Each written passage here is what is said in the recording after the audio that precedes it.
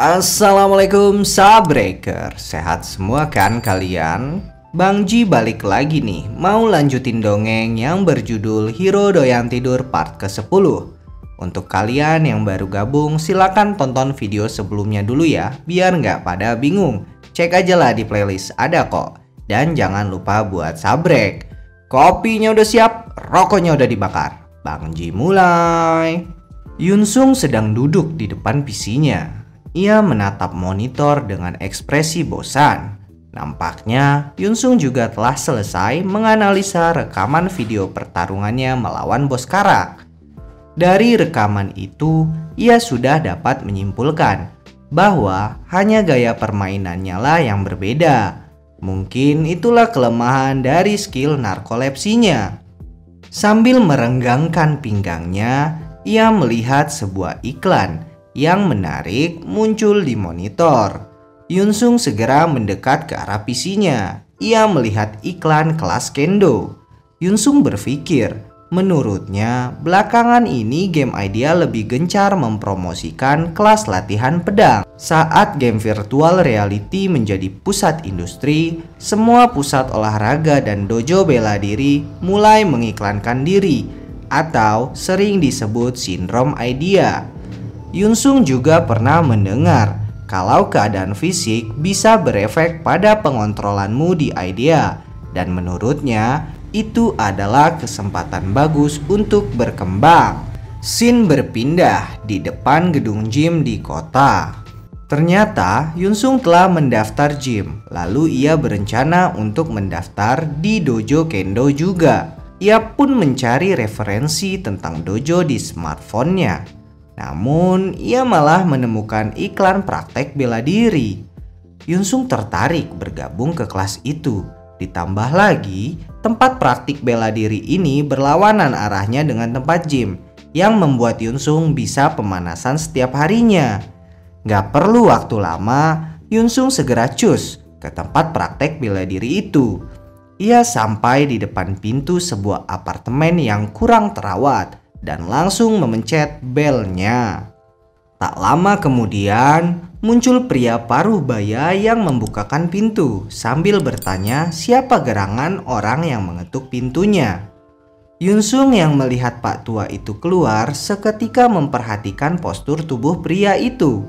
Dalam penglihatannya, Pak Tua ini memiliki otot-otot yang tidak bisa didapatkan di tempat gym, melainkan otot-otot itu didapat dengan latihan keras untuk bertarung. Tak seperti tampilan apartemennya, Pak Tua ini sudah bisa meyakinkan Yunsung bahwa ia sudah datang ke tempat yang tepat. "Aku datang untuk belajar bela diri," ucap Yunsung sambil tersenyum. Mendengar perkataan Yunsung, Pak Tua itu menyuruhnya masuk, seraya tertawa dan berkata bahwa Yunsung memiliki mata yang bagus untuk menilai sesuatu. Di dalam tempat latihan, Yunsung dikejutkan dengan koleksi lengkap senjata yang dimiliki Pak Tua ini, mulai dari senjata tumpul sampai pedang latihan aluminium dan berbagai senjata lain yang bisa dipakai dalam game Idea. Ditambah lagi, apartemen ini memiliki atap yang tinggi Sabreaker, sehingga kita bisa mengayunkan tombak atau pedang secara bebas. "Sudah lihat-lihatnya," ucap Pak Tua itu. Yunsung menjawab kalau ia sangat menyukai tempat latihan ini. Mendengar jawaban Yunsung, Pak Tua tertawa sambil berucap, "Hahaha, apa yang kau lakukan? Lepas bajumu." "Tenang Sabreaker, tenang. Yunsung bukan mau diewek kok." Pak Tua ini nyuruh Yunsung buka bajunya biar dia bisa bergerak bebas saat bertarung. Si bapak tua ini mau ngajak Yunsung sparring gitu Sabreaker, biar Pak Tua ini tahu kehebatan atau kemampuan Yunsung sedari awal. Ya semacam tes lah ya. Yunsung pun menyanggupi ajakan Pak Tua itu yang sudah memegang tombak di tangannya. Dengan segera Yunsung memilih pedang untuk melawan Pak Tua itu. "Aku akan pemanasan dulu sedikit," ucap Yunsung sambil mengayunkan pedangnya ke sana kemari. Pak Tua itu bertanya mengapa Yunsung memilih menggunakan pedang. Yunsung menjawab ia memilih pedang karena sewaktu kecil dulu ia pernah belajar kendo. Sambil memperhatikan Yunsung yang sedang pemanasan, Pak Tua itu bergumam dalam hati bahwa sulit membuat gerakan teliti seperti yang Yunsung lakukan meski kau pernah belajar kendo. Menurutnya, Yunsung memiliki bakat alami dalam ilmu pedang. Setelah pemanasan sebentar, akhirnya Yunsung pun siap untuk memulai sparringnya.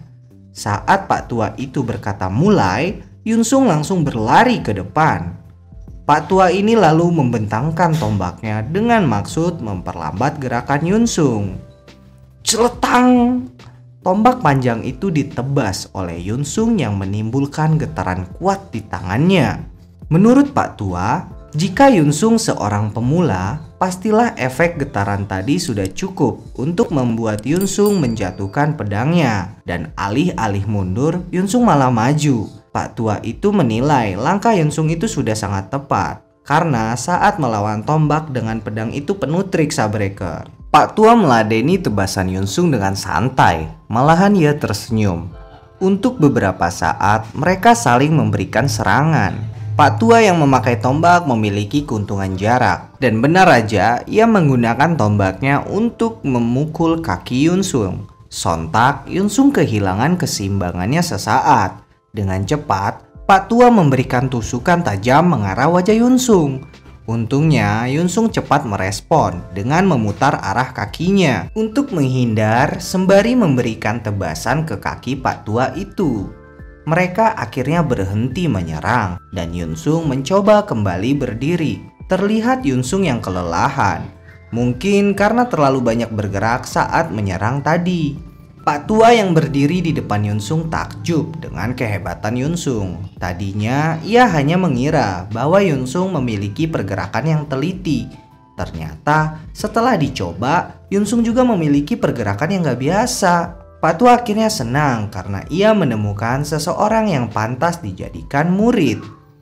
Pak Tua pun menyudahi sparringnya. Ia menjelaskan selain stamina Yunsung, tidak ada hal lain yang perlu ditambahkan pada skill berpedang Yunsung. Pak Tua juga bertanya apakah Yunsung ingin belajar ilmu lain selain pedang. Sontak Yunsung menjawab iya dengan cepat. Pak Tua yang cekatan sudah paham betul bahwa Yunsung pasti bermain game idea. Itulah sebabnya Yunsung ingin berlatih. Seperti yang kau lihat, aku kebanyakan berpedang dengan satu tangan.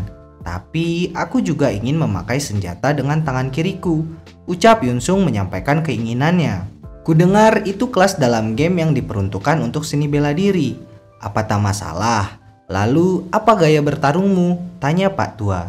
Gayaku itu seperti anjing gila, jawab Yunsung polos. Hahaha, jadi maksudmu kau mempermainkan dan mengganggu musuhmu secara bersamaan, ucap Pak Tua sambil tertawa.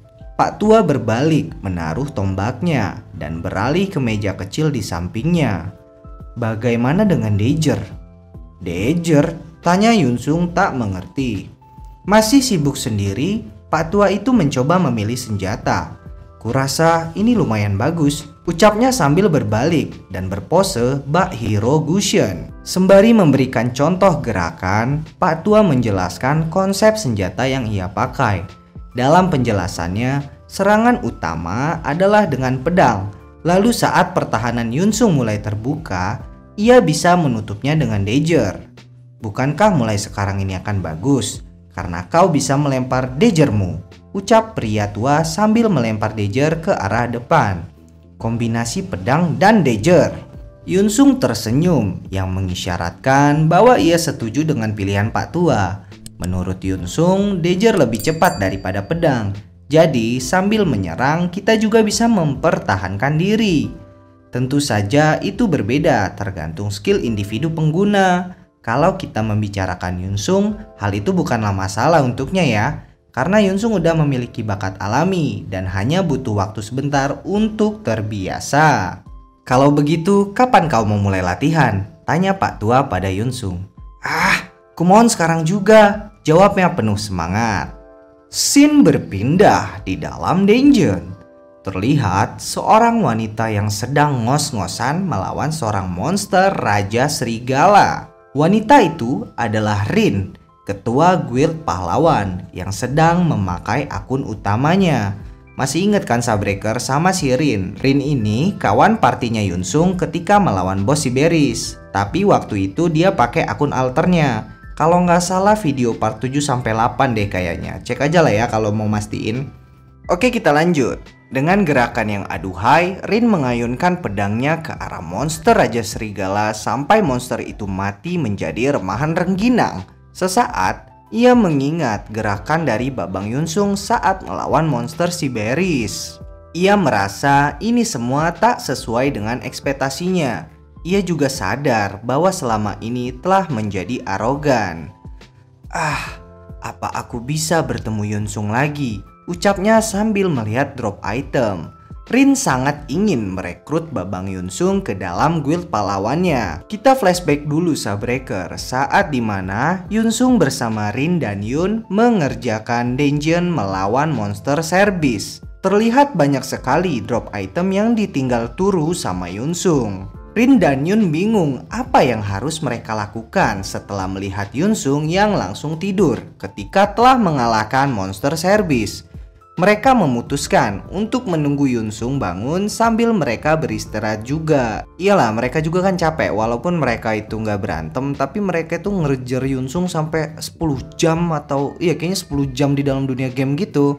Melihat Yunsung yang tak juga bangun, Yun pun kesal dan beranjak untuk membangunkan Yunsung. Ia meraih baju Yunsung sambil menggoyang-goyangkannya, berharap Yunsung segera bangun.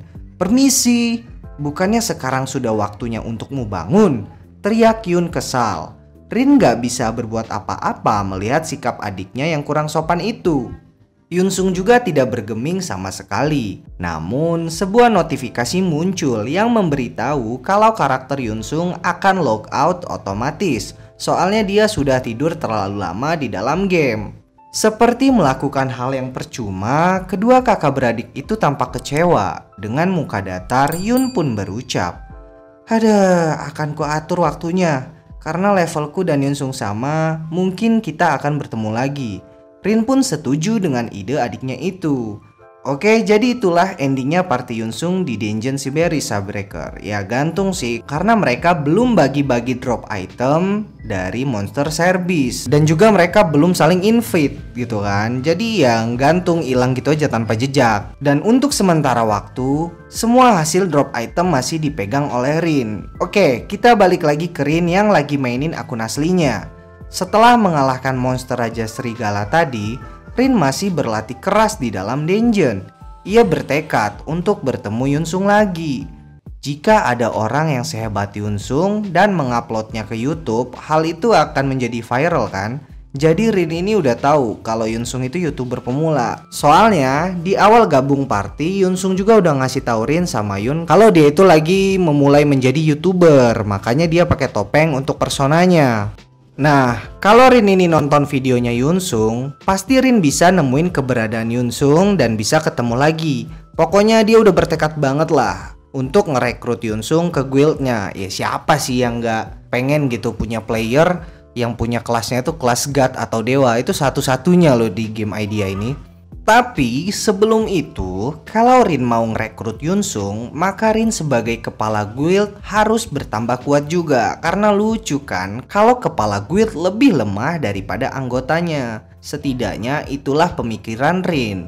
Karena sedang fokus, Rin lupa dengan keberadaan anggota guildnya yang sedari tadi mengikutinya di belakang. Terlihat Sunny dan Yuna yang mencoba menyusul dan meminta Rin untuk pergi bersama. Tapi namanya juga lagi semangat-semangatnya ya, jadi Rin ini gak mau lambat-lambat biar cepet naik level. Bukannya mengurangi kecepatan, Rin malah semakin kencang berlari. Dan sembari meminta maaf, Rin berucap kalau akan menunggu Sunny dan Yuna di tempat tujuan mereka. Aduh sayang banget nih, si Rin ini masih belum tahu kalau Yunsung itu abangnya Yuna. Dan Yuna juga belum tahu Sabreaker kalau orang yang dicari-cari sama Rin ini ya abang Yunsung gitu kan, abang kandungnya gitu kan. Ya sesuai dengan peribahasa, gajah di depan mata itu nggak kelihatan gitu kan, semut yang di ujung pulau malah dicari-cari gitu. Itu tuh, itulah peribahasa yang tepat untuk ngegambarin Rin ini. "Apa kau tahu kenapa Mbak Rin bersikap seperti itu?" tanya Yuna pada Sunny. Bukannya menjawab, Sunny malah berkata untuk tidak mengajaknya bicara. Ya wajar sih ya, cewek lagi capek, malah diajak ngobrol ya paleng lah. Cewek lagi capek itu berarti minta diajak nikah, kok curhat. Oke, mari kita lihat keadaan Yunsung sekarang, Sabreaker. Terlihat Yunsung yang baru aja bangun dari tidurnya. Ia mengeluh kesakitan setelah kemarin berlatih keras dengan Pak Tua. Ia beranjak ke depan PC-nya. Ia berencana melihat beberapa informasi sebelum pergi latihan. Yunsung membaca sebuah forum yang membahas tentang wali kota Venea yang mencari anggota untuk menjadi tim investigasi berkaitan dengan kastil yang tiba-tiba muncul karena Yunsung telah mencapai level 50. Venea, bukannya itu salah satu tempat yang kucari untuk berburu kemarin? Meski kotanya indah, Yunsung mengecualikan kota ini karena terkenal menjadi tempat turis. Ia hanya ingat kalau kotanya sangat indah. Yunsung pun bertanya dalam hatinya tentang apa yang terjadi. Masih terus membaca forum yang ada, ternyata sudah ada guild yang mendapatkan misi Venea dari wali kota. Guild itu terkenal jahat atau seperti guild gangster karena kerjaan anggotanya itu sering PK-in player lain. PK ini bukan penjahat kelamin ya, PK ini maksudnya player kill gitu. Nama guildnya adalah Guild Superhuman. Guild ini berhasil mendapatkan quest dari hasil menjilatnya sang ketua guild terhadap wali kota. Yunsung berpikir bahwa sepertinya hal ini sudah menyebar ke semua player idea. Gak mau ambil pusing, Yunsung segera pergi latihan selagi masih punya banyak waktu. Siang harinya, Yunsung yang sudah selesai latihan bersama Pak Tua pulang ke rumah. Terlihat wajah Yunsung yang babak belur. Sudah sejak kemarin Yunsung dipukuli oleh pria tua itu selama 2 jam. Dan berkat hal itu pula, pergerakan Yunsung menjadi lebih cepat. Yunsung juga mengeluh kalau seluruh badannya menjadi sakit.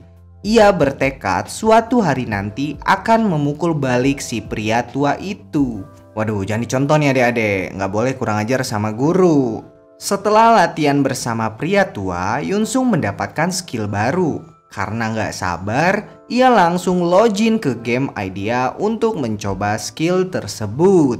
Scene berpindah. Dalam game idea di alun-alun kota Reha. Sesuai dugaannya, banyak notifikasi muncul saat Yunsung baru masuk.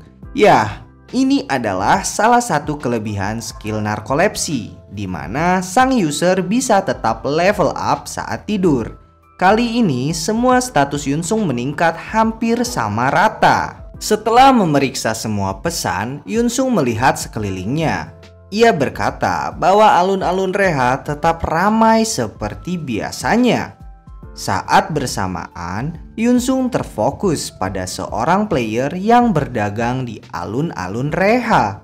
Ia berpikir untuk menjual barang yang tak berguna karena akan lebih menguntungkan ketika kita menjual ke sesama player.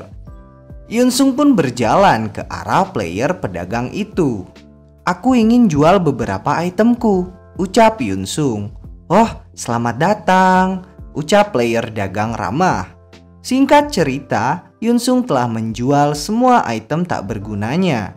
Ia mendapatkan 32.000 gold dari hasil menjual item tak bergunanya. Dan kalau dikonversikan itu setara 3 juta won. Jumlahnya 2 kali lipat ketika Yunsung menjual item di toko NPC. "Silakan datang lagi," ucap player dagang. Melihat player dagang yang memperlakukan Yunsung dengan baik, ia pun mendoakan agar bisnis player dagang itu berjalan dengan lancar. Yunsung akhirnya beranjak pergi. Ia masih harus mencari gulungan transportasi di toko kelontong NPC. Tapi sebelum itu, ia merasa ada lebih banyak pesan notifikasi hari ini dari biasanya. Saat melihat melalui pesan-pesan itu, Yunsung melihat sesuatu yang aneh dan berhenti berjalan. Pesan itu bertuliskan bahwa Yunsung telah mencapai level 50. Ia juga mendapatkan sebuah quest spesial untuk kelas Thanatosnya. Yunsung memang pernah mendengar bahwa akan ada cerita untuk high class. Tapi ia nggak nyangka kalau questnya akan secepat ini datang kepadanya. Sebuah quest spesial untuk Rengat atau dewa. Ini adalah yang pertama terjadi di game Idea. Buka jendela quest. Saat Yunsung berteriak seperti itu, jendela quest muncul di hadapannya. Bahkan dari segi tampilannya, jendela quest ini berbeda. Ya, terlihat kesan eksklusifnya dari kelas God. Oke Sabreaker, Bang Ji jelasin aja ya tentang quest spesial dari kelas Dewa Yunsung ini. Jadi, quest kali ini adalah untuk menemukan murid Thanatos. Dikatakan bahwa sejak dahulu kala, para dewa memilih murid dan mempercayakan pekerjaan dunia kepada mereka. Nah, Thanatos ini juga punya murid Sabreaker, tapi Thanatos ini nggak bisa memilih keturunannya. Jadi demi keturunannya, ia memberikan seluruh tugasnya di dunia pada muridnya. Dan murid tersebut harus menyembunyikannya di seluruh benua. Tugas Yunsung adalah menemukan jejak-jejak Thanatos beserta muridnya. Karena quest ini spesial, efek quest ini akan dirasakan seluruh benua. Clue dari jejak pertama telah terbuka. Di masa lalu, murid Thanatos menyegel naga jahat yang disebut Queller Snake Wyvern. Jejak beserta tugas Thanatos dipercaya ada di sana. Saat ini, Snake Wyvern disegel di timur Venea, kota di kerajaan Karin. Sebagai respon atas pertumbuhan kekuatan Yunsung, kastil yang menyegel Aqueller muncul di timur Venea. Jelajahi kastil itu dan temukan jejak murid tersebut di dalam sarang Aqueller. Tapi quest ini bukan berhenti di jejak pertama aja Sabreaker. Ada jejak kedua sampai jejak keenam. Dan batas waktunya itu nggak ada. Karena jejak-jejak itu akan terbuka seiring level Yunsung yang bertambah. Selisihnya itu sekitar 50 level dari jejak satu ke jejak yang lain. Tapi jika ada seseorang yang mendapatkan jejaknya selain Yunsung, maka quest ini akan gagal. Hadiah dari quest ini, setiap kali Yunsung menemukan jejaknya, ia bisa memilih sebuah skill dari God Authority dan sebuah God Relic. Waduh, kalau Yunsung ini berhasil nemuin jejaknya dan dapat hadiah itu, nambah gila sih ini Sabreaker. Udah punya kelas dewa, ditambah lagi dapat skill dewa yang bagus, belum lagi ditambah relik dewa. Aduh, gila-gila, pokoknya ini gila. Tapi ada sesuatu yang dikhawatirkan oleh Yunsung.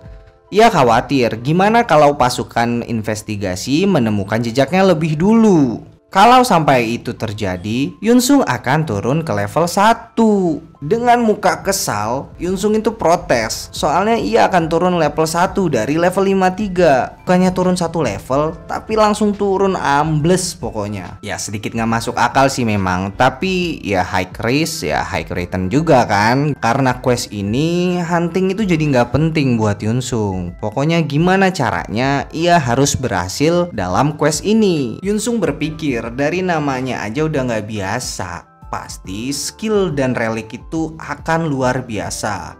Ia bertekad untuk mendapatkan semuanya dan tanpa pikir panjang ia bergegas ke Venea. Waduh, ini ceritanya ini makin penuh intrik ini kayaknya. Kedepannya ini makin penuh intrik banget ini Sabreaker. Kemarin si Raja Gabut itu mau bikin kompetisi yang bisa semua orang itu ikut. Sekarang Yunsung dapat special quest yang berhubungan dengan kelas dewanya dan berefek pada satu benua. Gila nggak? Gara-gara satu player aja, satu benua loh, satu server dalam dunia game itu kena efeknya. Entah itu efek bagus atau efek buruk. Tapi yang jelas kalau efek bagus, yang berpengaruh itu totalitas pengaruhnya ya ke Yunsung itu sendiri. Nah di sini Yunsung ini balapan waktu cepet-cepetan sama tim investigasi yang dibuat sama wali kota Venea. Kalau nyampe Yunsung gagal di quest ini, bukan hanya level Yunsung aja nih yang balik ke level 1, tapi sang naga jahat yang disebut Aqueller Snake Wyvern akan bangun. Nah, ketika monster ini bangun, nggak akan ada satupun player yang bisa ngalahin monster ini. Karena hanya orang yang berhubungan dengan kelas Thanatos atau kelas God Dewa ini yang bisa nyegel atau mengalahkan monster naga jahat. Dan di sini baru diketahui hanya ada 2 orang yang berhubungan dengan Thanatos, Thanatos. Yang pertama, Yunsung itu sendiri sebagai keturunan Thanatos atau dewa, dan yang kedua wanita sabit yang belum keluar sampai episode ini. Nah, wanita sabit itu murid. Ini sudah terkonfirmasi bahwasannya wanita sabit ini yang memang murid Subbreaker. Oke, gimana kelanjutannya ke depannya? Tungguin aja buat kalian yang penasaran. Ya, Bang Ji juga penasaran sih. Jujur aja Bang Ji juga belum baca nyampe situ. Jadi untuk lebih menghayati dongengnya, sengaja Bang Ji ini nggak baca komiknya sebelum dubbing gitu kan, sebelum buat naskah, biar kita sama-sama penasaran. Oke, sekian dulu untuk part 10 ini, dan mohon maaf kalau telat postingnya. Makasih banyak yang udah sempetin nonton dan menunggu setia di Kaum Review. Bang Ji minta doanya untuk sehat-sehat selalu buat Bang K dan Bang Ji di sini sebagai admin Kaum Review, dan kalian juga sehat-sehat karena cuacanya lagi nggak baik-baik aja nih. Kalau di tempat Bang Ji dan Bang K ini lagi kadang hujan, kadang panas gitu kan. Jadi pokoknya sehat-sehat selalu buat kalian. Terima kasih yang sudah nonton. Dan jangan lupa untuk tinggalin jejaknya di bawah. Bang Ji pamit. See you. Bacot.